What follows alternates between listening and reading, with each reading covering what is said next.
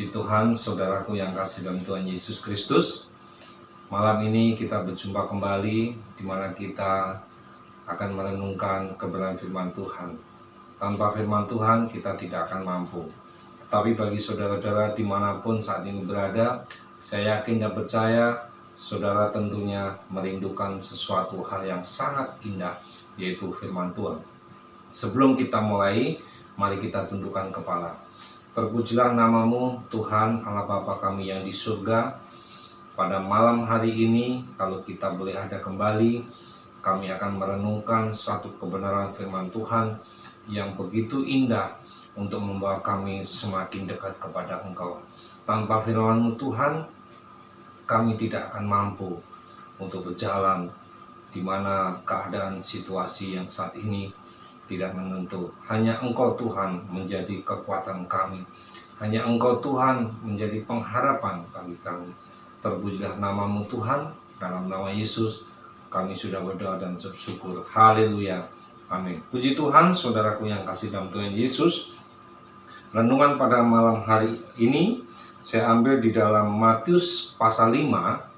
Matius pasal 5 ayat yang ke-9. Ya. Matius pasal 5 ayat 9, demikian bunyi firman Tuhan.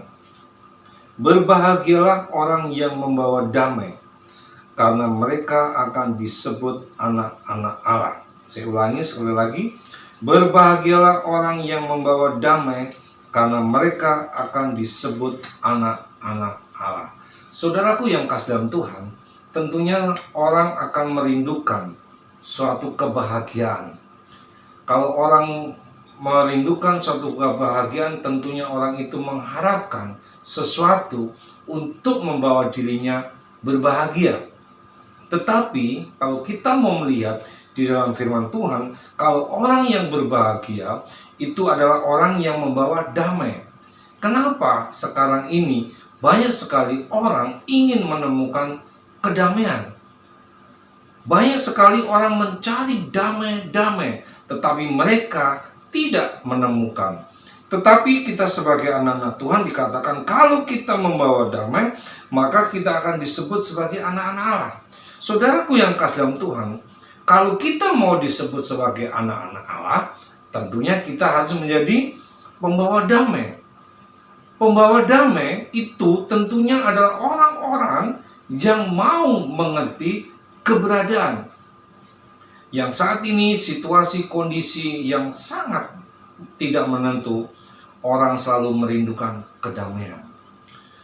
Permasalahan, persoalan dalam hidup, dalam rumah tangga, bahkan perselisihan antara jemaat dengan jemaat, jemaat dengan hamba Tuhan, ataupun yang saat ini terjadi, orang ingin satu kedamaian. Oleh sebab itu, saudaraku yang kasih dalam Tuhan, puji Tuhan kalau saudara menjadi seorang pendamai. Tentunya pendamai adalah orang yang memberikan sesuatu hal, yang memberikan satu jalan keluar. Bagaimana kita untuk meluruskan, untuk memberikan satu jawaban supaya orang itu menjadi puas. Seorang pendamai adalah orang yang tidak mementingkan satu dengan yang lain. Oleh sebab itu, saudaraku yang kasih dalam Tuhan, berbahagialah orang yang membawa damai, maka orang itu akan disebut sebagai anak-anak Allah. Puji Tuhan, saudaraku yang kasih dalam Tuhan. Hal inilah ketika saudara atau bagaimana situasi dan kondisi orang itu akan memperoleh atau menginginkan sesuatu, yaitu kedamaian. Sebab kedamaian sangatlah dicari-cari orang. Mungkin orang pergi ke gunung mencari damai, tetapi ketika dia turun gunung, mereka pun menghadapi satu masalah. Banyak orang mencari damai, mereka berusaha, tetapi mereka tidak tahu bahwa damai sejahtera itu ada di dalam Tuhan. Sebab itu, saudaraku yang kasih dalam Tuhan, kalau kita mengamati ayat ini, bagaimana Tuhan sudah mendamaikan kita dengan Allah. Oleh sebab itu, saudaraku yang kasih dalam Tuhan, kita perlu menjadi seorang pendamai. Pendamai yang bagaimana? Ketika orang ingin sesuatu jawaban dari kita, kita harus memberikan jawaban yang baik. Bukan jawaban yang mereka inginkan atau jawaban yang jauh dari keinginan Tuhan.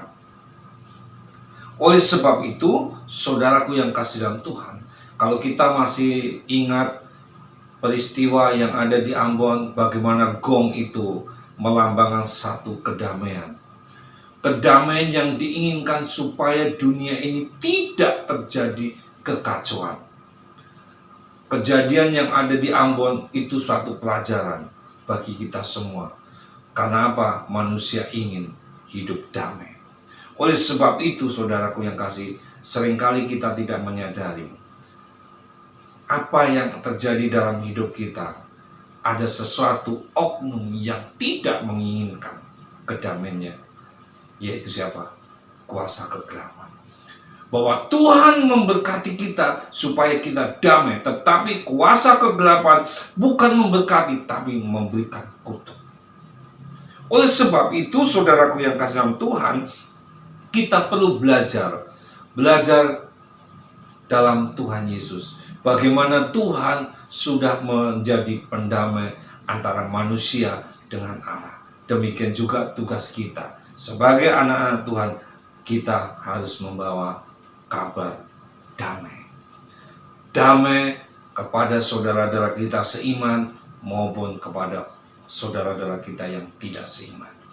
Sebab itu, disitulah peran aktif kita. Bagaimana kita harus bisa memberikan damai. Memberikan satu jawaban, tidak memihak satu dengan yang lain. Ketika ada persoalan yang datang, ketika persoalan itu hadir di tengah-tengah kehidupan kita, kita harus bisa memberikan jawaban, yaitu kedamaian. Karena damai di dalam Tuhan adalah damai yang memberikan sukacita. Kalau kita sebagai anak-anak Tuhan, tugas kita adalah memberikan damai. Damai itulah yang harus kita berikan, kita beritakan bahwa damai yang ada di dalam Tuhan itu adalah damai yang memberikan ketenangan.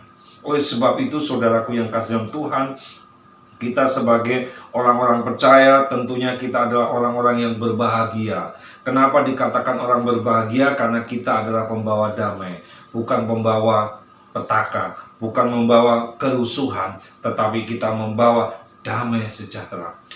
Mungkin saat ini saudara-saudaraku yang kasih dalam Tuhan, ada rasa kepahitan, rasa kebencian, rasa dendam. Tetapi ketika saudara datang kepada Tuhan, saudara akan menemukan damai. Damai itu hanya ada di dalam Tuhan. Oleh sebab itu, kita sebagai anak-anak Tuhan, kalau kita mau disebut sebagai anak-anak Allah, maka kita harus membawa damai. Damai itulah yang selalu diharapkan. Dunia ini sudah tidak ada kedamaian. Adanya hanya kecekaman, mencekam, ketakutan, segala sesuatu terjadi membuat kita ini rasa ketakutan. Tetapi ketika kita hadir, kita membawa damai. Karena tugas kita sebagai anak-anak Tuhan adalah memberitakan damai sejahtera. Kalau kita lihat di dalam Injil Yohanes, di sana dikatakan ya, dalam Injil Yohanes pasal 15, saudaraku yang kasih dalam Tuhan, ya. Di sana kita melihat bagaimana Tuhan itu ya, katakan apa? Damai sejahtera ku berikan kepadamu, dan damai sejahtera itu diberikan untuk kita. Nah, kita sudah mendapatkan damai sejahtera. Tentunya kita akan berbahagia lagi kalau damai sejahtera itu kita berikan kepada orang yang membutuhkan. Sebab itu, saudaraku yang kasih dalam Tuhan, maka dari itu mari kita beritakan damai sejahtera. Karena keadaan, situasi, kondisi saat ini banyak sekali orang memerlukan, membutuhkan damai sejahtera. Oleh sebab itu, kita sebagai anak-anak Tuhan, kita harus bisa menjadi pembawa damai sejahtera di mana kita berada. Karena itu, saudaraku yang kasih dalam Tuhan, mari. Injil Yohanes mengatakan damai sejahtera ku berikan kepadamu. Dan damai sejahtera itu akan Tuhan tinggalkan di dalam kehidupan kita, supaya kita menjadi anak-anak Allah yang membawa damai sejahtera. Puji Tuhan, saudaraku yang kasih dalam Tuhan, ini menjadi satu perenungan bagi kita, bahwa damai sejahtera harus kita beritakan, harus kita berikan kepada orang-orang yang ada di sekeliling kita. Mari kita tundukkan kepala. Terpujilah namamu Allah Bapa yang di surga. Pada malam hari ini, kalau kami boleh menjadi anak-anak-Mu Tuhan, untuk membawa damai sejahtera untuk bagi sekeliling kita Tuhan. Karena damai sejahtera ini yang Tuhan berikan, bukanlah damai sejahtera yang begitu saja, tetapi damai sejahtera yang membawa kami boleh semakin merasakan sukacita.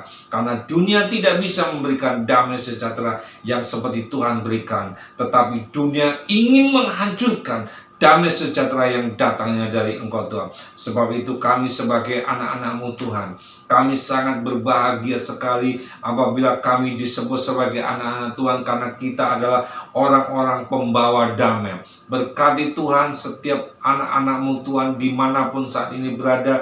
Tuhan berkati, biarlah damai sejahtera itu ada di tengah-tengah kehidupan mereka Tuhan. Terpujilah namamu Tuhan. Dalam nama Yesus, haleluya, amin.